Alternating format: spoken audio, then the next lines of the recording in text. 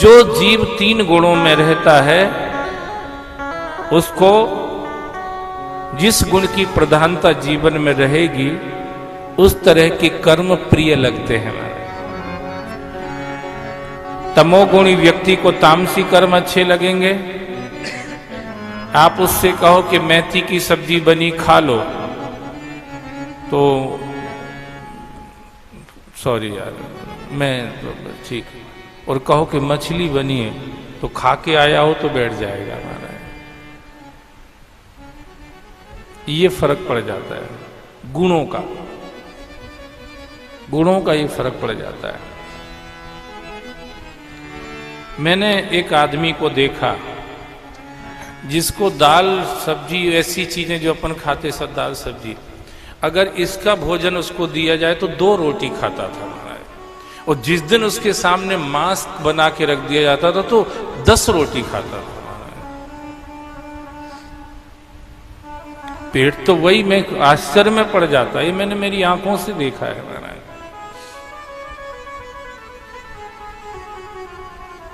वही आदमी मेथी से 2 रोटी खाता है और वही आदमी मांस मिल जाए तो 10 रोटी खा लेता है। ऐसा क्यों हो जाता है? ऐसा इसलिए हो जाता है क्योंकि वो इंटरनली तमोगुणी आदमी है, तमोगुण उसके अंदर है, इसलिए उसको वो चीज अच्छी लगती है। पालक के भजिए बना के रख दो तो 2-4 खाएगा, और अगर अंडे वाले बना दो आमलेट तो खींचते ही चला जाएगा। क्यों ऐसा होता है? ये गुणों के कारण होता है महाराज। तमोगुणी आदमी को तामसी भोजन प्रिय लगता है। रजोगुणी लोग जो होते हैं उनके लिए खूब मसाला झोंक दो, खूब मिर्ची डाल दो, खूब तेल भर दो महाराज, फिर देखो आप मजा आ जाता है। ये सामान खूब डला हो तो खूब खा जाएंगे, और ये सामान कम डला हो तो। सात्विक व्यक्ति अगर होगा तो फिर ये चीजें अगर उसके सामने रख दो तो खवाएगी नहीं उससे महाराज। सात्विक व्यक्ति से नहीं खवाएंगे उसको, तो मिनिमम में मिर्ची, मिनिमम नमक ने, मिनिमम मसाला ने, मिनिमम तेल, सब मिनिमम माना, कम से कम माना सात्विक व्यक्ति। अब बात अगर ये की जाए कि तीनों में सही कौन है, भाई तीनों अपनी अपनी मर्जी का कर रहे, तो तीनों में भी फिर श्रेष्ठ कौन है, ठीक कौन है, सही कौन है? तो शास्त्र से मिला के अगर देखेंगे तो तमोगुणी से रजोगुणी ठीक है, और रजोगुणी से सतोगुणी। जो सात्विक जीवन जीता है वो श्रेष्ठ है।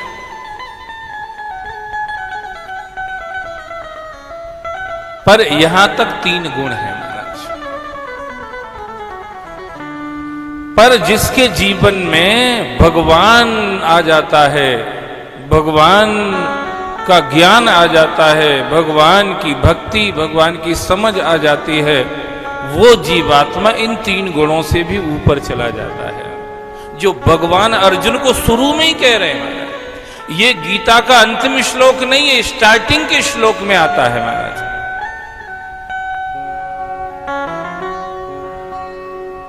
अर्जुन निस्त्रय गुणियो, तुम तीनों गुणों से अतीत हो जाओ। अर्जुन ने कहा काहे के लिए यार, जब वेद ज्यादातर इन्हीं की बातें कह रहे तो फिर आप हमें इससे अलग क्यों ले जाना चाह रहे हैं? बोले इसलिए ले जाना चाह रहे हैं, जब तक तुम मैं जो कह रहा हूं उसको नहीं मानोगे तब तक तुम्हारे अंदर का द्वंद्व खत्म नहीं होगा महाराज। That's why I am talking like this. तब तक द्वंद्व खत्म नहीं होगा। शिव की संगिनी पार्वती ना तो तमोगुणी है ना रजोगुणी है, परम सात्विक जीवन जीती हैं। पुन पर हरेऊ सुखानेहु परना, उमहि नाम तब भयउ अपर्णा। ऐसी जिंदगी जीने वाली पार्वती भी जब तक शंकर जी के चरणों में बैठ करके सत्संग नहीं सुन लेती हैं, तब तक पार्वती भी निर्द्वंद नहीं हो पाती महाराज। ये बात ध्यान देना पड़ेगा महाराज, तब तक वो भी निर्द्वंद नहीं हो पाती हैं। कहीं न कहीं अंतर द्वंद चलता ही रहता है। इतनी सात्विक होने पर भी वो द्वंद कैसे मिटा? तुमो कृपाल सब संशय हरे, कृपाल सब संशय हरओ। राम स्वरूप जाने मोहे परओ, राम स्वरूप जाने मोहे परओ। अब कृत कृत भयो तब बानी, अब कृत कृत भयउ सब बानी। ओ सुन रघुवीर भगति रस सानी, सुन रघुवीर भगत रस सानी। अब कृत कृत अब कृत कृत अब कृत कृत। आप लोग ध्यान रखना, सतोगुणी होने पर भी अगर सत्संगी नहीं हो आप, तो फिर आपका द्वंद नहीं मिटेगा महाराज। इसीलिए कितने लोग भागे भागे फिर रहे हैं जने क्या क्या करने के लिए, पर जब बैठते हैं अकेले तो चेहरा वही का वही उतरा रहता है महाराज। वही उदासी है, वही भ्रांतियां हैं, वही द्वंद भ्रम चल रहा है, वही शंकाएं को शंकाएं चल रही हैं, वही उसी स्तर की बातें चल रही हैं। कारण क्या है? बाकी तो सबके लिए भागे फिरे, पर जो जहां जाग सकते थे उस सत्संग का सम्मान नहीं कर पाए, उस सत्संग को हम स्थान नहीं दे पाए। ये व्यासपीठ तो आपसे यही कहेगी, अगर आप सत्संग का श्रवण कर सकते हैं तो आपने सब कर्म कर लिए महाराज। बस अगर आप इन पंडालों में बैठ सकते हैं तो आपको कहीं और भागम भाग करने की जरूरत नहीं है।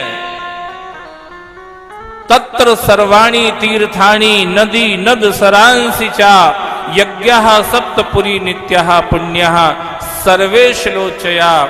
जहां भगवान की कथा होती है उसी जगह पर सारे तीर्थ रहते हैं। वहीं बैठ करके भगवान की कथा सुनने से सारी नदियों में, नदों में, सरोवरों में, झरनों में, प्रपातों में नहाने का फल मिलता है भगवान की कथा सुनने से। यूं आप जाओगे तो एक में नहा के आ जाओगे, क्षिप्रा में नहा के आ जाओगे, नर्मदा में नहा के आ जाओगे, गंगा में नहा के आ जाओगे, यमुना में नहा के आ जाओगे, सतलज सरयू कालिंदी कहां कहां नहा के आ जाओगे। पर अगर भगवान की कथा को आप सुन रहे हैं तो आपने सब नदियों में नहा लिया है महाराज। पर मुश्किल यह है, मैंने खुद ये देखा है अपनी आंखों से, बोले सोमवती अमावस्या आ गई तो रोज जो दिखते थे सत्संग में उस दिन नहीं दिखते। सोमवती अमावस्या कहां गए? आज कथा में नहीं आए। बोले वो महाराज सोमवती अमावस्या है ना, तो वो क्षिप्रा में नहाने चले गए, नर्मदा में नहाने चले गए, गंगा में नहाने चले गए, यमुना में नहाने चले गए। अरे भैया कथा ना अगर मिल रही होती तो नहाने चले जाते, बहुत बढ़िया था, और नहा के कथा में आ जाते तो भी बढ़िया था। पर कथा छोड़ के नहाने चले जाना ये ज्यादा बढ़िया नहीं है, कम बढ़िया है महाराज, कम बढ़िया है। बुरा तो नहीं है पर कम बढ़िया है।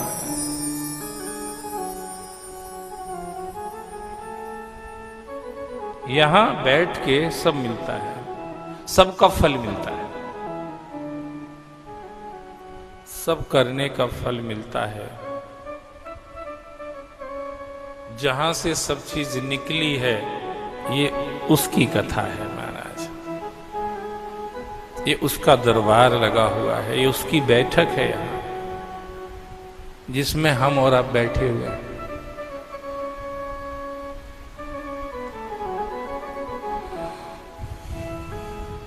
अगर ये बात जरूरी ना होती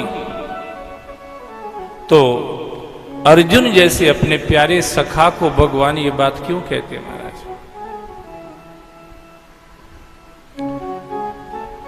अपन गहरी बात उसी को कहते जिसको अपन ज्यादा चाहते हैं, उसी को गहरी बात कहते, हर किसी को नहीं कहते हैं। तुम मेरे जिगरी दोस्त हो इसलिए मैं तुमको दिल की बात कहता हूं, ऐसा हम लोग कहते हैं ना, हर किसी को थोड़ी कहते हैं। तो अर्जुन को अगर भगवान ये कह रहे हैं कि निस्त्रय गुणियो भवार्जुन, तुम तीनों गुणों से अतीत हो जाओ अर्जुन, मैं तुमको कह रहा हूं। अर्जुन ने पूछा कि क्यों हो जाऊं यार, इसकी अचानक क्या जरूरत पड़ गई एकदम? बोले निर्द्वंदो, अगर तुम मेरी बात मान लोगे तो तुम्हारे द्वंद्व खत्म हो जाएंगे महाराज। नित्य सत्व स्थितो, एक तो ये सतोगुण वाला सत्व है, एक आत्मा वाला सत्य है। बोलो शंकर भगवान की, ये सत्य है वो सत्य है महाराज। इसलिए सतोगुण वाला जो सत्य है उसमें तो अप्स डाउन्स हो सकते हैं, वही आदमी कभी सतोगुणी होता है और वही आदमी कभी रजोगुणी भी बन जाता है और वही आदमी कभी तमोगुणी भी बन जाता है। एक ही आदमी में ये तीनों गुण की उठापटक दिन भर चलती रहती है हमारा, एक ही आदमी में तीनों गुणों की उठापटक चलती रहती है। पर जो भगवान कह रहे हैं नित्य सत्य स्थितो, वो जो स्थिति है वो गुणों की स्थिति नहीं है, वो आत्मा की स्थिति है माना। तुरीयमेव केवलम, तुरीयमेव केवलम, जो भगवान की अवस्था जिसको लगभग कहते हैं तुरीयमेव, तुरीयातीत, जागृत स्वप्न सुसुप्ति और तुरीया, ये चार अवस्थाएं होती हैं। जीव धीरे धीरे आगे बढ़ता है तब जाके उसको भगवत कृपा से तुरीय तुरीय अवस्था, तुरीयातीत अवस्था की प्राप्ति हो सकती है। द्वंद्व तब तक खत्म नहीं होते जब तक सत्संग ना उतरे जीवन में। निर्योग क्षेमम, जो आत्मवान हो जाता है उसको अपने कुशल क्षेम की परवाह नहीं करना पड़ती है। अनन्यास चिंत्यन्त्यो माम ये जना पर्युपास्ते तेषाम नित्य अभयुक्ता नाम योग क्षेमम वहाम अहम। उसका योग क्षेम भगवान वहन करते हैं। कौन करते हैं? भगवान करते हैं। उसको फिर अपने योग क्षेम की, योग क्षेम, योग का मतलब है जो चाहिए उसकी पूर्ति होना, क्षेम का मतलब है जो है उसकी रक्षा होना। ये दोनों काम भक्त को नहीं करना पड़ते, भगवान करते हैं महाराज। वो खुद ही कह रहा है योग क्षेमम वहाम हम। ये गीता का श्लोक है जो मैंने बोला। एक पंडित जी रोज गीता का पाठ करते थे। बोलो गीता मैया की, रोज पाठ करते गीता महाराज, पंडित जी महाराज। बाकी सबको ठीक से पढ़ लेते, उनको कोई प्रॉब्लम नहीं आती थी, मतलब कोई शंका नहीं होती थी। पर जैसे ये श्लोक आता तो उनके दिमाग में क्वेश्चन खड़ा होने लग जाता। अरे यार, भगवान कह रहे हैं योग क्षेमम वहाम हम, और मुझे तो भीख मांगने जाना पड़ती तब पेट भरता है, कहाँ योग क्षेम वहन करते हैं। तो एक दिन पंडित जी को गुस्सा आ गया और पंडित जी ने इसी श्लोक पर गुस्से में कलम से ऐसे ऐसे ऐसे उसको मिटा दिया ऐसे ऐसे ऐसे ऐसे करके। मिटा दिया और चले गए नहाने के लिए। पंडित जी नहाने के लिए गए, उधर भगवान ने देखा कि यार पंडित जी तो बहुत ही परेशान हो रहे हैं, अब हमें कोई ना कोई स्टेप लेना ही पड़ेगा। तो भगवान ने क्या किया, बालक का रूप बनाया, बाल रूप भगवान। बड़े भैया को भी संग में लिया, बल्लू बलराम भैया को, और दोनों भाइयों ने सिर पर रखी एक एक पोटली में बांध के पोटली रखी में, और चले आंखों से आंसू टपकाते हुए घर में आए पंडित जी के। पंडित जी तो नहाने गए, पंडितानी घर में थी। जो देखा छोटे छोटे बालक इतने सुंदर थे महाराज, हम भर जन्म सुनो सब भाई देखी नहीं ऐसी सुंदरताई। जिसकी रचना इतनी सुंदर वो कितना सुंदर होगा। नाम तुम्हारा तारनहारा कब तेरा दर्शन होगा, पर जिसकी रचना इतनी सुंदर वो कितना सुंदर होगा। भगवान की वो रूप माधुरी को देखा तो आहा, पंडितानी की तो आंखें स्थिर हो गई महाराज, आंखें स्थिर हो गई।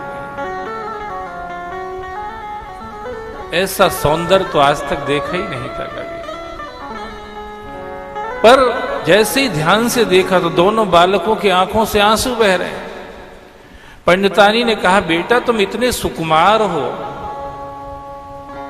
इतने सुंदर हो, इतने सहज लगते हो, इतने प्रेम मूर्ति दिखते हो तुम, इतने पवित्र मूर्ति तुम दिखते हो, फिर ऐसा कौन क्रूर व्यक्ति जिसने ऐसा कोई व्यवहार तुम्हारे साथ किया कि तुम रो रहे हो।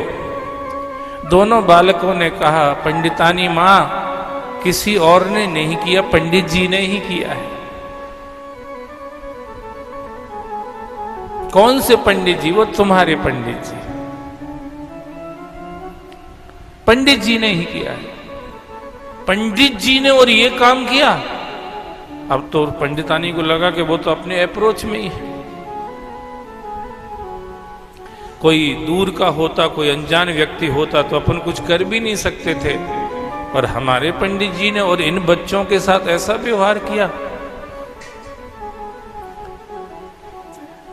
दोनों बालकों ने कहा, पंडितानी मां उनने मेरी पिटाई करी है।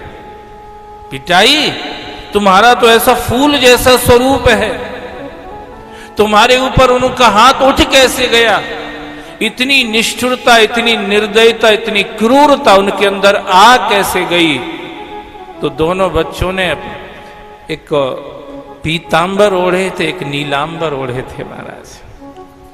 दोनों बच्चों ने वो कपड़ा हटाया पीठ के ऊपर से और कहा, पंडितानी मां ये देख लो।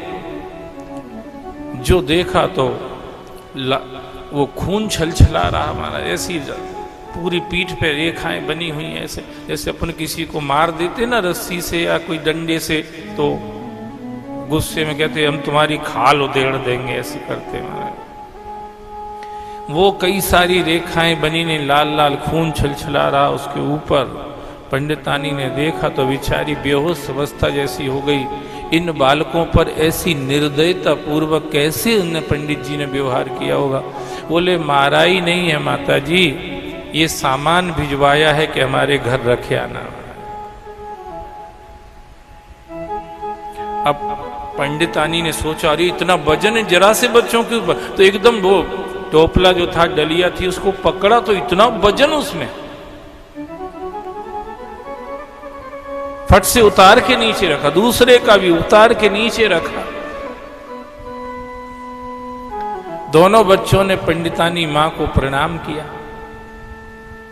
मां अब हम जा रहे हैं।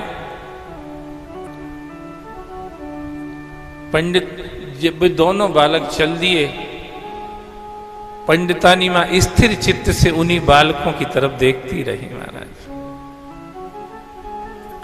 जब तक वो आंखों से ओझल नहीं हो गए, तब तक पंडितानी मां की आंखें उन्हीं पर टिकी रही महाराज, देखती रही।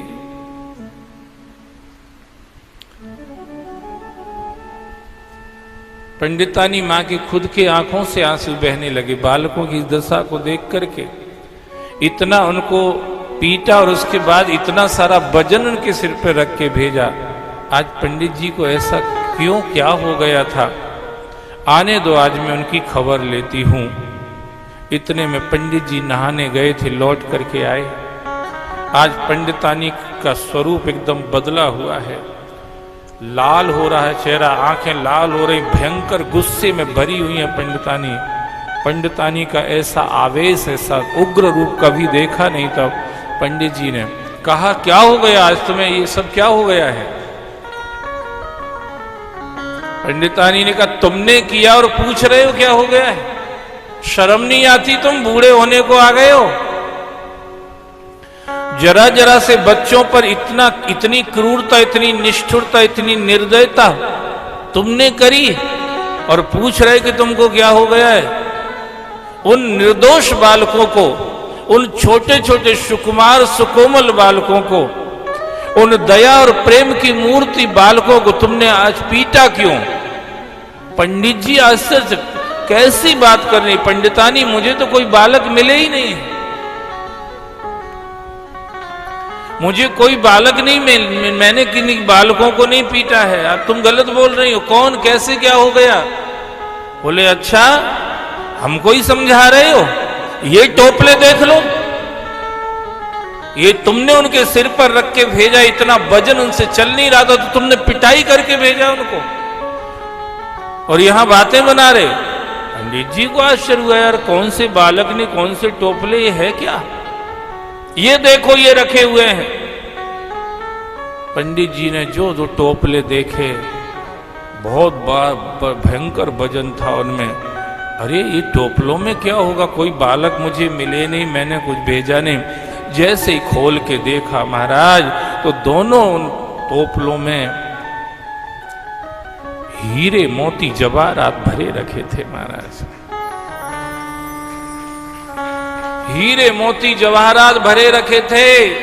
पंडित जी के दिमाग में उसी समय स्ट्राइक हुआ, ये सूरत के हीरे तो नहीं हैं, ये तो श्री कृष्ण के हीरे हैं महाराज। स्ट्राइक हुआ पंडित जी के दिमाग में। अरे पंडितानी, आज मुझसे बहुत बड़ी गलती हुई है, अब मुझे स्मरण आ रहा है। मैं सुबह गीता जी का पाठ कर रहा था बैठा बैठा, उस समय मैंने एक श्लोक पर शंका करी थी, जिसमें भगवान कह रहे हैं, अनन्या चिंत्यन्त्यो माम ये जना पर्युपास्ते।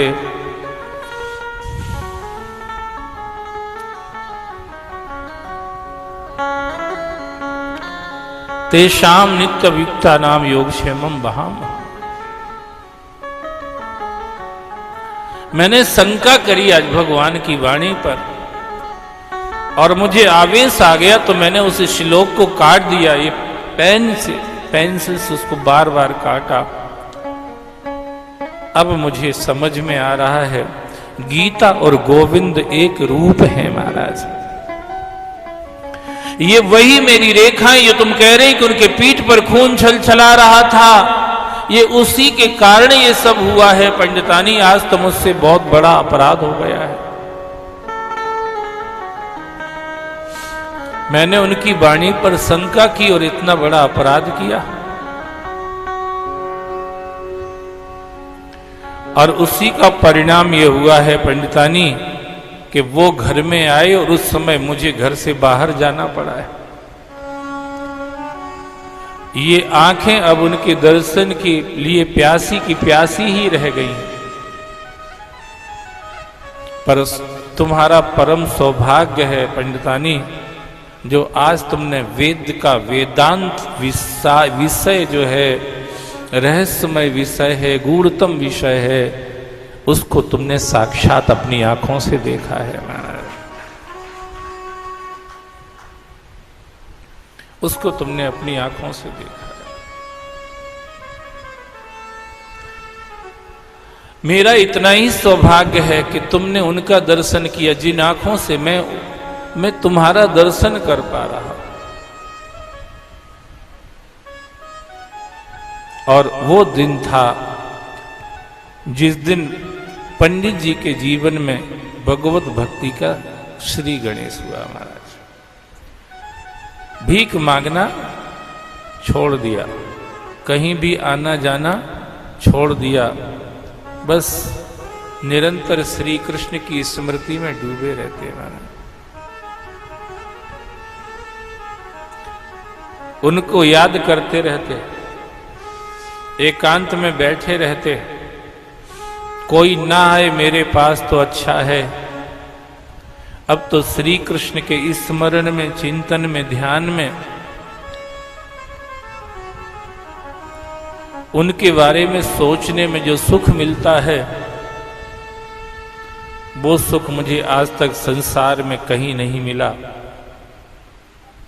संसार की किसी क्रिया में नहीं मिला, संसार के किसी संबंधी में नहीं मिला, संसार के किसी भोग और योग में नहीं मिला, जो मुझे श्री कृष्ण के स्मरण में सुख मिलता है। इसलिए जितना समय शेष था जीवन का, एकांत में बैठे बैठे भगवान का स्मरण करते करते निकाल रहे थे। चिंतन में डूबे रहते, ध्यान में डूबे